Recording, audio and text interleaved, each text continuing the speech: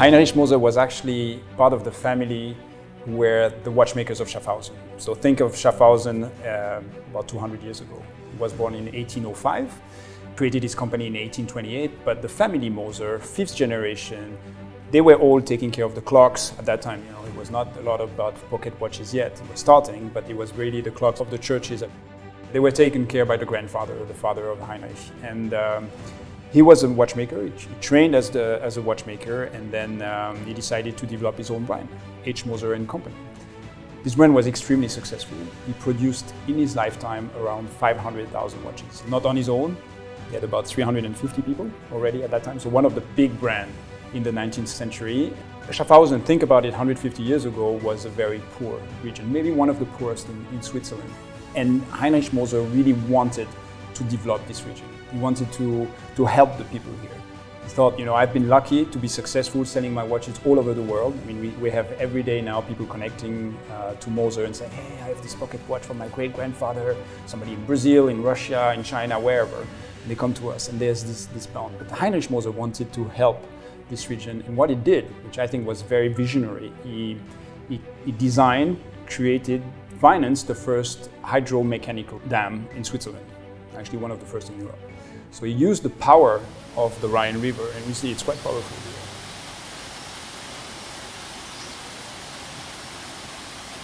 The idea was to have those turbines and a system of gearing, conic gearing, cables going a mile, a kilometer and a half up the Rhine River with cables to power machines. So there was no electricity, it was all water energy transformed into mechanical energy to power machines. So we brought a lot of big companies here, developed further watchmaking. IWC, the International Watch Company, Mr. Moser brought an American gentleman, Aristotle Jones, 150 years ago. He told him, come here. On the French part of Switzerland where I grew up, they didn't want an American to work in the watch industry. He said, I need more jobs for the people here. So come to Schaffhausen, I'm going to give you energy, I'm going to give you money, and I'm going to give you, like an incubator, I'm going to give you space with machines so you can start your business. And that's how watchmaking developed in this region. And the entire region became much more industrialized. There was the train system was also built thanks to Mr. Moser. So he's known as the pioneer, the industrialist of the 19th century in Schaffhausen.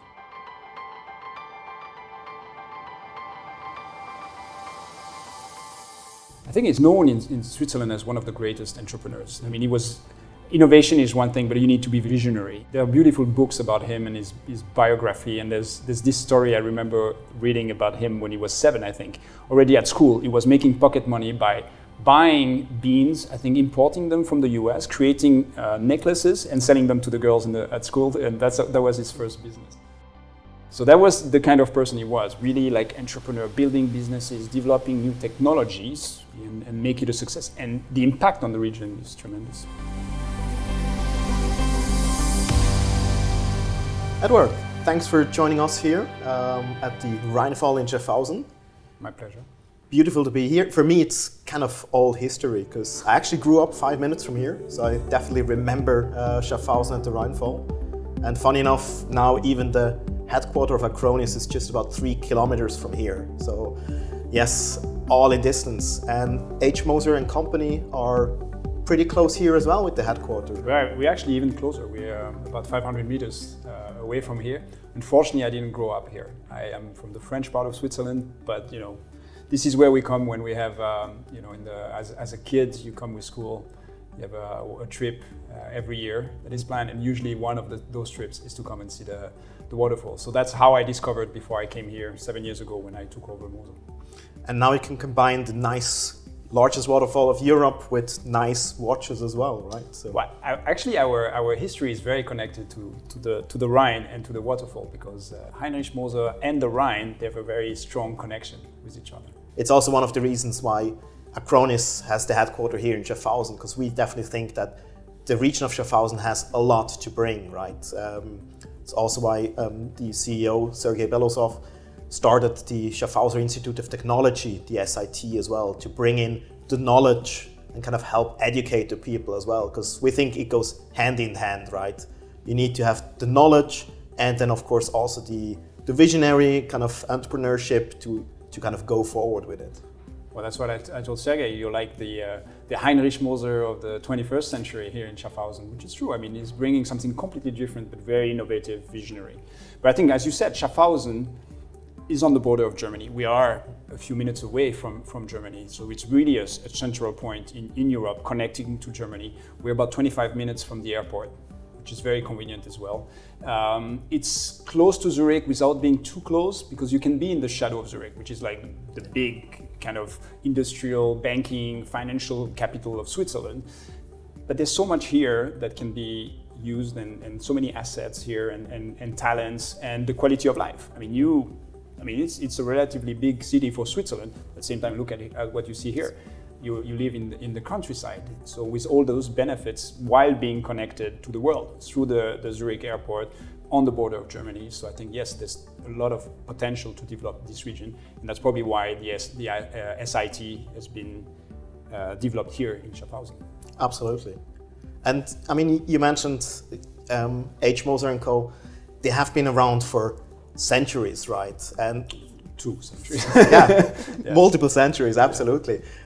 So for me, I mean, watchmaking, I always kind of associate with a lot of craftsmanships, right? Well-light floor rooms probably, and people kind of with nice pinches, really minuscule, small parts, a lot of precision work. Is that still the case, or actually has a lot of things changed since the 1800s? I think a lot of things have evolved, but the core thing about watchmaking is, as you said, it's craftsmanship. It requires specific skills, which haven't changed. Today we have people using their monocle, spending hours assembling mechanical parts together. And at the end, you put 400 parts together and you're going to hear a tic-tac, this watch coming to life, the same way it happened 200 years ago. Of course, we're using new technology. We use to develop products, computer-generated drawings, and then we connect to machines, and it's easier to some extent. But at the end of the day, the magic is what the watchmakers do with their hands. Not everybody can become a watchmaker. I could never be a watchmaker myself. I think it's about, you need to have the skills, you need to have the passion. I love to see sometimes watchmakers, they come here. I mean, we have to tell them you're not allowed to come before 6 o'clock in the morning for security reasons, because we've been robbed a few times. So we say now you have to come at 6, because some people were coming at 4, and they wanted to work 14 hours. We said, but you're crazy. You cannot work that much. Yeah, but after 8 hours, that's when I'm in the zone. I'm like, it's coming. I'm like, you need. I mean, at some point it becomes too crazy. I think those people have such a passion for their job. And it's not about how much time and how much money. It's really, I love watches and I want to be able to transfer this passion into the product. Yeah. And it's crazy to be able to work with those people. Of course, today we bring new technologies, we bring new tools, and it helps us develop things that probably 10 years, 20 years, 100 years, 200 years ago we would have never been able to. But at the same time, without those craftsmen and this passion, you would never be able to do anything close to what people are doing today in watchmaking. Yeah, it's interesting. I mean, I see some parallels there to my own job, right, in cybersecurity, because I definitely have the passion as well that if something happens, I really want to know how did they do it, why did it actually succeed, and it doesn't matter if it's Saturday morning or if it's Sunday evening or any time, right? Because for cybersecurity, that's when everything is still hot, and you want to go deep down to the root and analyze what's happening. Of course, I probably would never have the passion to kind of assemble the 400 parts for a watch. Probably it's good that I'm on the other side, but I can see some parallels, as of course also in the IT industry, a lot of the things have changed because you can now use machine learning, artificial intelligence to speed up some process. Yeah. But the main idea behind it, the craftsmanship, is still the same. You still need the vision, the knowledge of where to look for, right? You have your monocle or other things to help you look for it. Yeah. But in the end, if you don't know where to look, you're probably still going to make not a good product. Yeah. I think that the chance that we have at the end for those people is the actual product. Yeah. I mean, for me, it's like a baby, Suddenly I was mentioning the tic-tac. It's coming to life, and it's something that for generations will be out there, and it's something that you can grasp, you understand. I think we need in the world that is now driven by data, driven by some things that, I mean, for people like me that are not experts in that field, it's very difficult to grasp and understand and master. In a product like this one, even though I'm not a watchmaker, I think most of the people understand there's an idea of, putting energy in a spring and then having a system releasing this energy and creating the time. It's not easy, but you can understand, and that's why those kind of things can be repaired. And I think for the people who work behind it, bringing this element to life is the most important. And I think that's what also creates the connection to the people who will wear and use them in the future. There's this emotional link to something that we actually understand and connects us to the time. Absolutely. I mean, you said it. Those are beautiful watches and they're tangible, right? You have something. You mentioned people coming to you saying, hey, I inherited this one from my grandfather and can you help me kind of restore it and kind of clean it up? So it's definitely a value, right? It's maybe like an old timer, but I don't really want to compare it because it's something on its own, right? Something very specific. I think that we usually connect a watch to not always. I mean, there are some big collectors who have hundreds of watches. And it's for them, it's this kind of crazy passion that they have, and they spend their fortune in there. But there's a lot of people where they might wait years and save money to buy that particular watch that they want for that particular moment.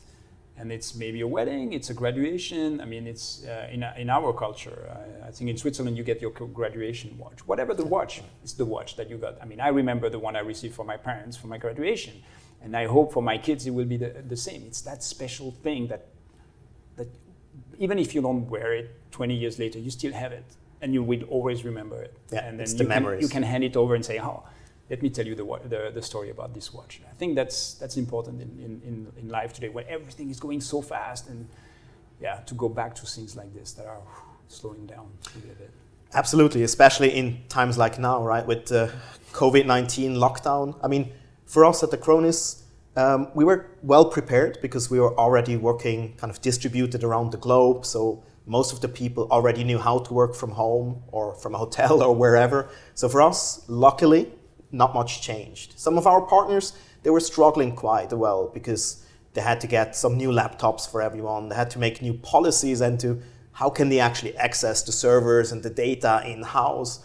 But I can only imagine how it must be for your clients because, I mean, as you said, it's a tangible product. Yeah. So sending a picture is nice, but maybe they want to touch it. So what changed for you during the pandemic? Be surprised. I mean, when March hit us and 95% of the stores were closed, we're like, how are we going to sell watches? So we implemented e-commerce very quickly in 2 weeks. It's not the most sophisticated, but worked for us. Mm-hmm. We need the connection. So it's not like a credit card system. You go in the basket and you check out. No, for us, you have somebody who will answer the phone, guide you through the process, explain the watch, etc. So that worked well for us. But for the stores, I'm surprised how much were sold through pictures. Because there's trust. Because people don't go to a store they don't know, buying a brand they don't know, with a product they have never seen. But they go to this gentleman that they know, this lady who has been explaining to them in the past and selling the right products. They trust. There's a link about a brand that they've learned about. Maybe they've seen the product a few times. They read on the internet positive feedback, and then they take the risk. I mean, we had products sold in complete lockdown at prices you wouldn't believe for people who never had the watch in their hands. That wasn't even at the store, and then we shipped from here around the world to people who discovered the watch once they had paid for it, and then waited for the watch to arrive and just put it on the wrist. So it's quite incredible. I think for me, it was something we never wanted to implement. We were scared of this digitalization. How do you link it to a luxury brand? On the sales side, communicating has always been digital for a small brand like ours. We're probably one of the most innovative, proactive in generating content, in engaging people through social media, through digital campaigns, through all kind of platforms in Europe, in the US, in the Middle East. even specific, like what we find in China, like WeChat and Weibo and things like this. So we really developed a lot of things. That was not new for us. What was new for us was really the e-commerce aspect and thinking that people would spend so much money on a product they've never seen through a platform in a brand that is a small brand of 65 people based in Schaffhausen. So incredible. It helped us tremendously. I think now it's there and we won't change it. So in a way, this lockdown helped us a lot, despite so many stores being closed there. So positive surprise and kind of a boost to show that the trust actually helps, right?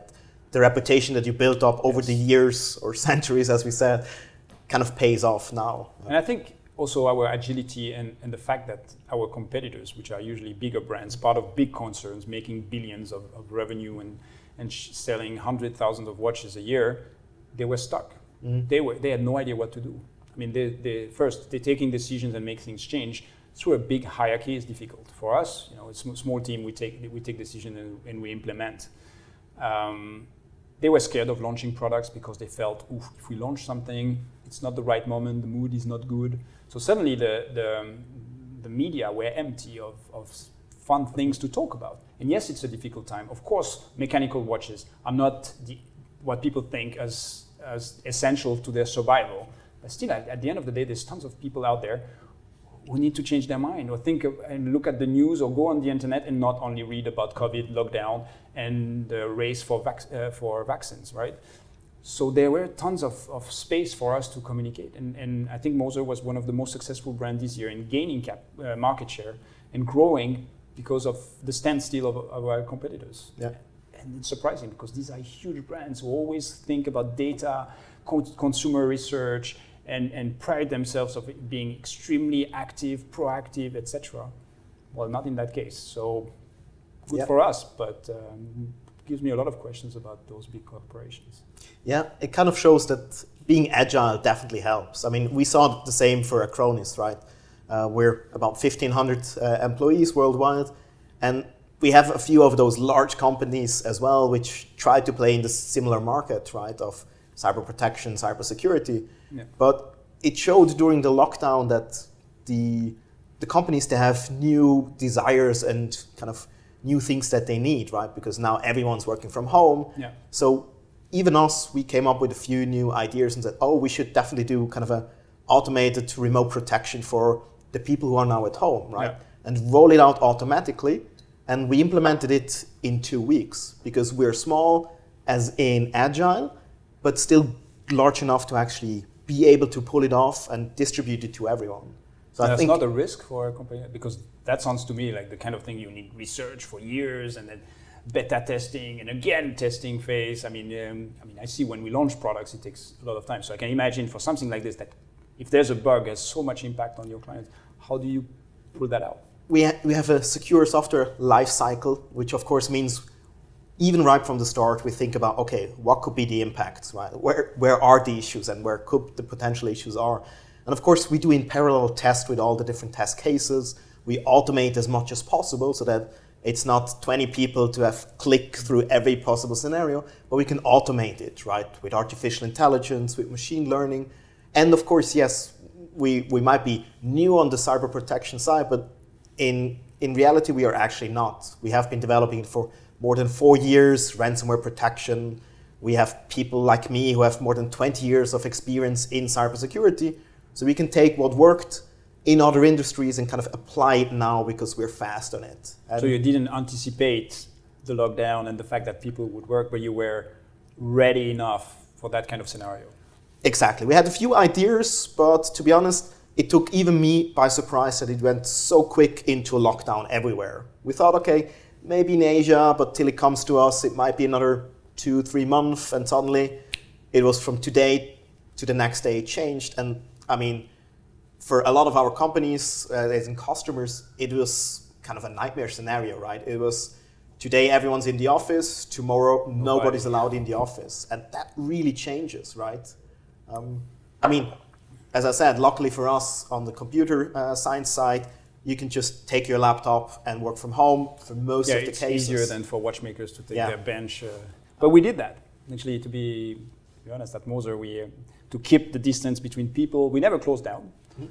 We reduced a little bit capacity, and we installed benches at the watchmaker's home. So we transported the desks. They have very special desks with like special things to put their arms so that they don't move too much, and special lights and magnifier and etc. We also used our museum, and people sat there to use as much space as possible so we could continue to produce, not stop it. And I think the chances we have we always pride ourselves of being lean and very efficient, and that paid off. That paid off a lot. Yeah, and it shows. Yeah. And you also mentioned kind of new materials, right? Being kind of innovative. Like Partner H.Moser was as well, but bringing kind of a lot of new technology here. So what's maybe some of the, secrets, but some of the ideas that you've played around that you can disclose? There's no secret, but it's true that it's a very traditional industry, but Moser prides itself of being the bridge between all those very traditional, old-fashioned brands, or a bit dusty brands. Old-fashioned is maybe too pejorative. I have a lot of respect for those brands, but more like the watch my father or my grandfather would wear. And making the bridge with modern watchmaking. So we try, and I mean, if you look at any Moser movement, and pick any of them, it's the way we finish them, the way they made is in the very traditional way. Mm-hmm. Hand-finished, the decorations are also very in the traditional. Now, for about 20 years, there's been a modern watchmaking, where if you look at the products, it's more like three-dimensional sculpture giving time. And what we try at Moser is try to bridge a little bit the two, and that's the unique positioning of our brand. We only produce 1,500 watches per year, more or less, and we try to really go into developing new materials, ways of displaying time. I mean, we have some complex system, like here, for example, we developed here what we call a cylindrical escapement system. The escapement is where we create time inside a watch. Mm-hmm. Traditionally, it's a very flat, small spring that oscillates, right? And it makes the tic-tac in a watch. It's a very special material, very complex to make. Only 5 companies in the world produce those hairsprings. We're one of them. But we don't do the same as the others. We try to go beyond that. So we test new materials. We have a niobium titanium alloy that we're developing for its anti-magnetic properties. Because today, we used to take the plane a lot, so you go through so those special gates. You have induction plates at your home. You have a mobile phone and computer everywhere. So your watch could be magnetized much more than it used to be. We see a lot of watches coming back of people saying, well, it goes too fast or too slow. That's usually because they got magnetized. So we're developing new alloys. That's kind of the developments we're making. Here we're doing what we call the cylindrical hairspring. So it's a new shape. It's a 3-dimensional hairspring that actually was created about 400 years ago by John Arnold in England for marine chronometers. So on the boats, at that time precision was extremely important because we didn't have GPS. We're using a clock and a map and the stars to find the position of the boat. So if you were a few seconds or a few minutes away, you could hit the rocks, or you could go and hit the opposing army. So it was very important, and they were using system like this, but it was huge. Today we can do that very, very, very small. So there's a lot of innovation in the escapement, in the creation of time. That's one of the core elements of Moser that not everybody knows and sees because it's inside the movement. It's at the back. It's in this beautiful mechanic you can see in our watches. But we don't stop there. We work on material. We're developing, and actually that's where Acronis helped us. We're developing new materials now. Through the connection of Sergei, we're developing our own material, extremely light, extremely resistant, that I hope we can launch before the end of the year. That's a bit of a secret. Another thing that we have developed is the first dial, so the face of the watch with the darkest material on Earth. It's man-made, it's a structure, actually it looks black, right? It's actually not black. It looks black because it absorbs the light, 99.98% of the light. It's a technology that was developed for the NASA to put in the telescopes. Because if you want to do an extremely precise picture of a star or a galaxy somewhere, you don't want any reflection inside the telescope. So they would create this coating, which is actually a nanotube structure of carbon. And the photons would go inside and never reflect. So this is the darkest material on Earth. It's called Vanta Black. It's a proprietary material developed and produced in England. So we were the first one and the only one using this material in our watches. And what's surprising is if you put it in a watch, like for example this one, there's no reflection, and you have like a black hole on your wrist. And putting this extremely complex nanotechnology into one of the most traditional watch is what Moser is all about. It's this sexiness. It's combining innovation and craftsmanship and tradition together in one small watch you can put on your wrist. So these are some of the innovations that we made. Another watch that we made a few years ago, which we're going to stop very soon because we're running out of movement, so the mechanics, is what we call the Swiss Alp watch. There, the idea was to communicate about what's the future of watchmaking when we see all those connected watches being launched. And a lot of people came to all the Swiss brands around the Switzerland and said, what do you think is the future of watchmaking? Is it going to disappear because you see all those big brands launching connected watches? And everybody's like, oh, no, I don't know, we don't see, we need to wait. Maybe for the new generation, it helps them finally wear a watch, and maybe later they'll have a mechanical watch. People would come to me and say, are you going to create a connected watch for Moser?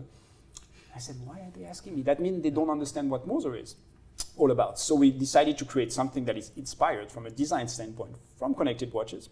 Maybe this watch reminds you of something. And at the same time, it's fully mechanical. So on one side, reminds you of some connected watches, but at the back, seen before, fully mechanical. Yeah. And it's actually even hand-wound. Hand-wound movements were typical from the early 20th century kind of watches, so extremely traditional. And that's a little bit of the irony in this product. And for a lot of people, that's the first time they heard about Moser is when we launched in 2016 that particular watch. Because suddenly it was like, oh my God, those guys have an opinion. In an industry where you usually don't have an opinion. The Swiss watch industry is very, you have to be careful. There are codes and rules, and you follow the rules.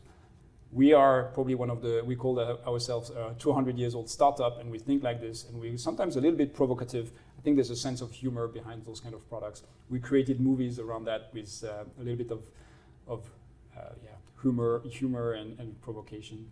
And I think it helped change a little bit the mentality in the watch industry, but it became a little bit part of the personality of our brand. Is having this creative, innovative, yet provocative mindset. Yeah, I like it. And as you say, I mean, it's bringing different technologies together and not just following others and kind of, we should definitely go for connected watch because everyone else does it. No, leading and say, hey, we have our own idea. And actually, as you say, it's much more than just a watch. I mean, it sounds like you're doing alloy research, you're doing research on graphene and carbon. I mean, there's a lot more than just, it's a nice watch that actually has also Bluetooth and measures your heartbeat, right? Well, these are, for me, commodities. I mean, they're going to disappear and maybe they will transform into something else that will be maybe injected under the skin. I think what saved our watch industry, Swiss watch industry over the years, was the fact that we stayed true to our tradition while being innovative. 1970, my father was in the watch industry. He faced one of the biggest challenge for the watch industry was the quartz challenge. Quartz came from Japan. It was like this big thing, this new technology. Swiss mechanical watches are dead. They're not as precise as the other. Forget it. It's done. I think we lost 50,000 jobs in Switzerland at that time. Everybody thought it would be dead. There were a few visionary people. Again, it was not Partner H.Moser.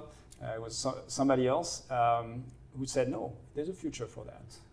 If we do it right, if we stick to our tradition, to our vision, our values, there's a market for it. Because people need, as I said in the beginning, they need to have products like this one where they can connect to.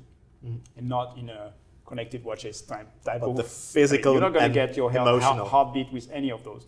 Well, you can measure them if you use your pulse. But no, the idea was really to create something that connects emotionally, craftsmanship. I think the first real watches where the swatch became a little bit fashion, and then this generation who started collecting the swatches in the 70s became the big collectors of the 90s, and then it's all history. Then there was the mobile phones where everybody was like, why do you need a watch? You have a mobile phone.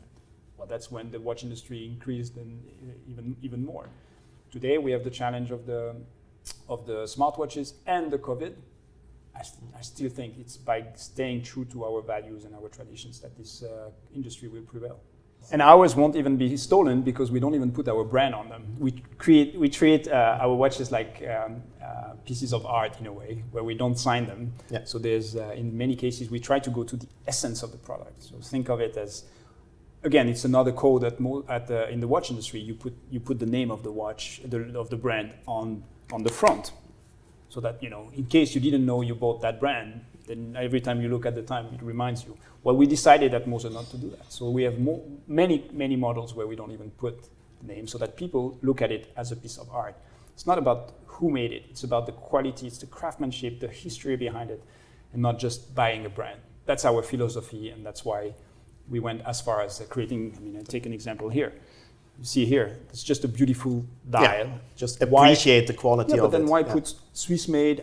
We make everything in Switzerland. Why put H.Moser Cie on top of it when you can actually appreciate the beauty and the minimalism of it?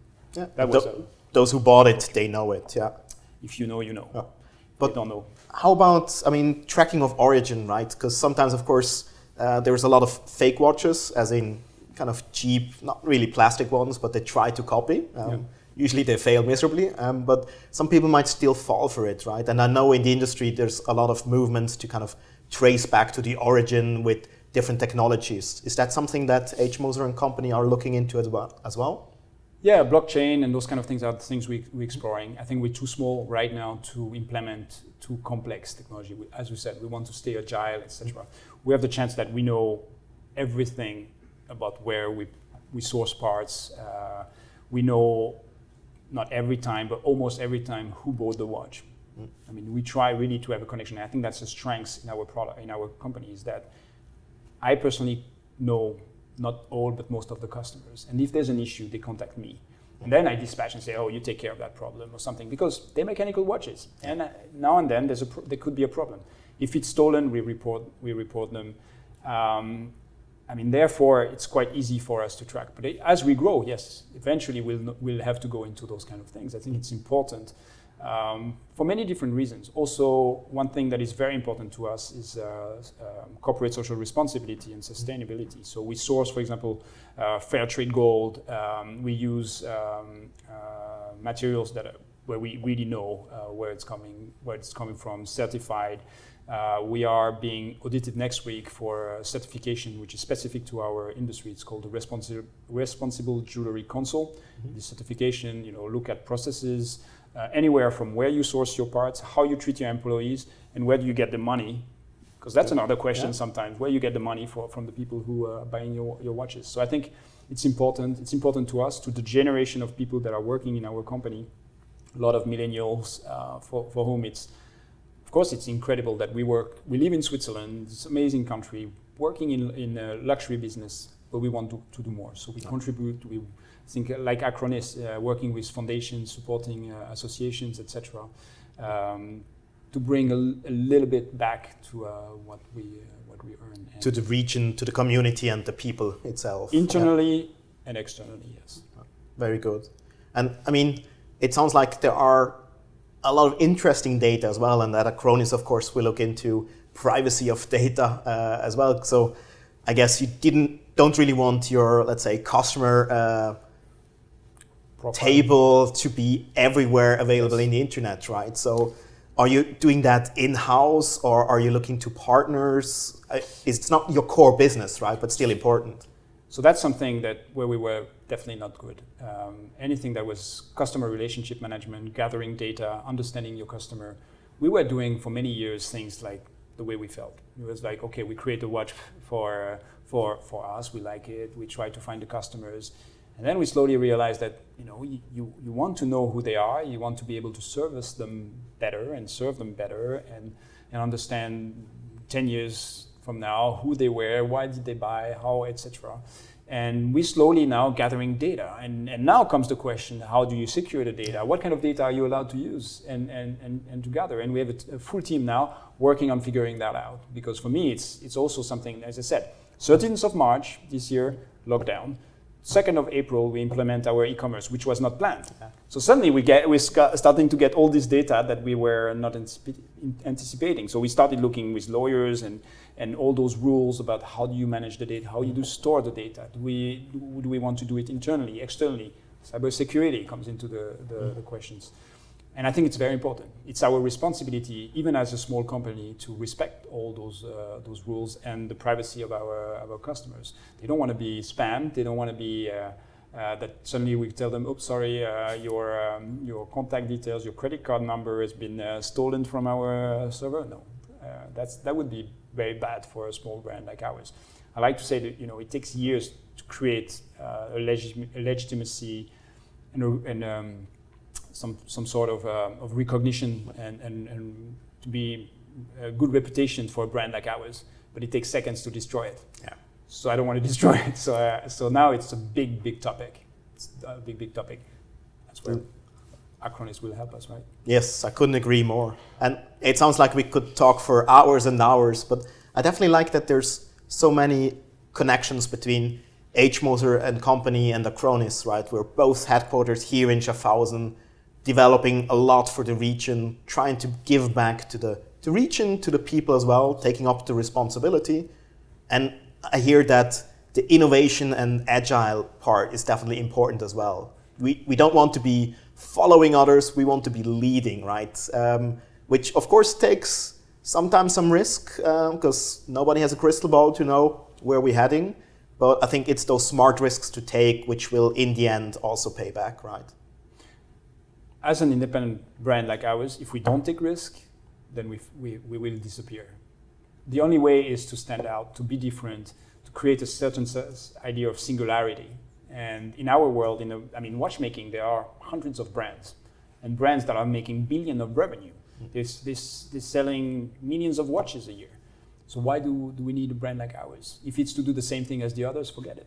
Many have tried and they say, oh, this is what's successful, let's do the same. Well, when we say this is what's successful, let's do something different. And we actually have a rule internally, and I won't mention the brand, but we have a rule where we say there's a brand that we consider is the opposite of Moser. And then the question, when we don't know how to answer, we say, okay, would that brand do it? And if the answer is yes, then we don't do it. That's a clear rule that we have. And I think, as you said, for smaller structures, the underdog, that's the only way to survive, is to take those risks and be ready to fail. You need to make sure that you went far enough. If you don't never fail, that means you haven't tried enough. I think I don't know who said that, but somebody said definitely it. True, yeah. And for us, that's the rule, and it happened. In the end, that's also where partners can come in and help, right? I mean, yes. Exchanging the knowledge and maybe just brainstorm some ideas, right? And say, hey, how would you do that? Or can you help me? Can you introduce? And I think that's in the end what makes you stronger if you can work together, but still you have your own vision.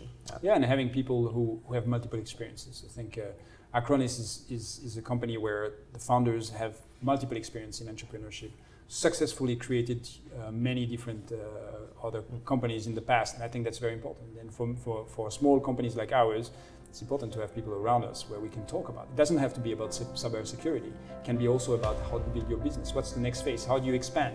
How do you go internationally? What kind of relationship do you need to have? How do you manage the political aspect, or even just in Schaffhausen, which is, it's this small region. You're from here, you know it probably better than me.